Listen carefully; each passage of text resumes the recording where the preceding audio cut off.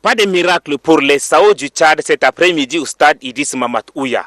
L'aventure des géants à la qualification pour la Coupe du Monde 2022 pourrait s'arrêter au tour préliminaire face aux crocodiles du Nil. Sur la pelouse, les rapaces du Soudan qui sont venus avec l'intention d'assurer leur qualification en N'Djamena ouvrent la marque 12 minutes après le coup d'envoi. Un but qui restera jusqu'à la pause. Au retour des vestiaires, les crocodiles du Nil doublent la mise sur une erreur monumentale du portier tchadien Adoum Defala qui offre une occasion en or à l'attaquant soudanais Al-Achekel à la 69e minute, 2-0. Malgré les changements effectués par Emmanuel Trégoat, les joueurs tchadiens n'ont pas pu réduire le score face à une défense soudanaise très coriace. À 10 minutes de la fin du match, Ramadan étouffe le public tchadien et admet un coup de grâce mortel. Soudan 3, Tchad 0. Les Tchadiens n'ont pas baissé les bras. Ils sauvent l'honneur sur un but marqué par Ngar Ezekiel sur penalty. Sur ce score de 3-1, il serait difficile pour les Sao de remonter la pente au match retour. Surtout que les crocodiles du Nil auront l'appui de leur public.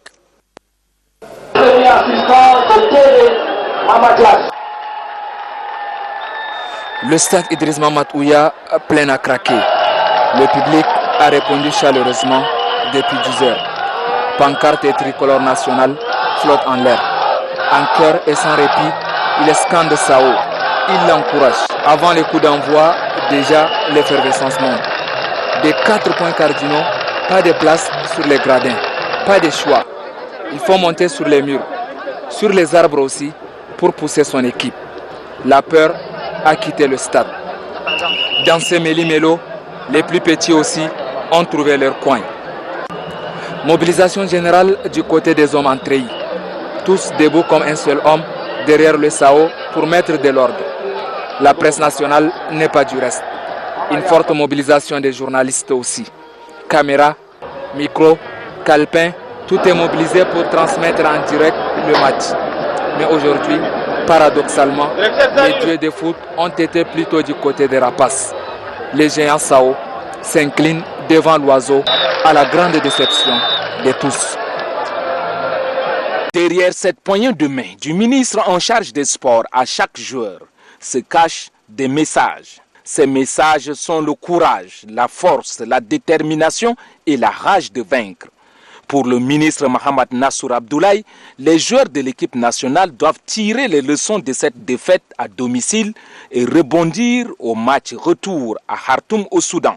Les Sao ont encore une carte à jouer et le peuple tchadien attend un résultat à la hauteur des attentes, a-t-il ajouté. Le jeu de football, c'est comme le jeu de cartes. Ce n'est pas de gagner d'avance. Et là, on est sûr qu'on va remonter la pente. Donc avec cette conviction, qu'ils partent avec cette conviction, et maintenant on va voir les résultats. Mais je suis sûr et certain qu'ils vont remonter la pente. Et l'équipe adverse n'a jamais minimisé, parce qu'avant qu'on entre sur le terrain, les gens ils ont minimisé l'équipe adverse. Maintenant que vous avez vu de quoi il s'agit, vous devez doubler vos efforts. Donc on vous dit simplement, allez-y et gagnez. Très conscients de leur mauvaise prestation hier, les joueurs de l'équipe nationale ont promis de renverser la tendance au Soudan. Voilà, comme l'excellence a dit, je pense qu'hier, on est passé au travers. Voilà, on avait à cœur de bien faire les choses devant notre peuple. Malheureusement, ça s'est mal passé. Donc on a une deuxième chance. Maintenant, voilà, c'est à nous de faire le maximum pour retourner la vapeur. À Khartoum au Soudan, les Sao n'ont plus droit à l'erreur. Ils doivent impérativement battre les Soudanais sur un score de 2-0 pour obtenir leur qualification pour le prochain tour. Une mission qui est certes difficile, mais pas impossible en football.